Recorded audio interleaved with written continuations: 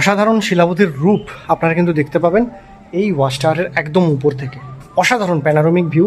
সকালবেলা যদি এখানে পৌঁছে যান মোটামুটি, তাহলে কিন্তু কুয়াশা মোড়া শিলাবতীর রূপ দেখতে কিন্তু অসাধারণ লাগবে।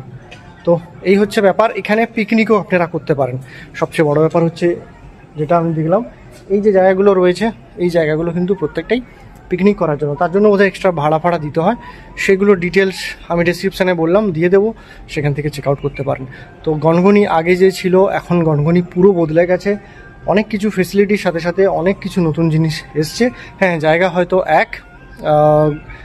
সেম জায়গা, শিলাবতী নদী, বাট হ্যাঁ, যদি আপনারা থাকতে চান, আগে যেমন থাকতে পারতেন না, যদি থাকতে চান অবশ্যই কিন্তু এই জায়গায় কিন্তু এবার থেকে থাকতে পারবেন।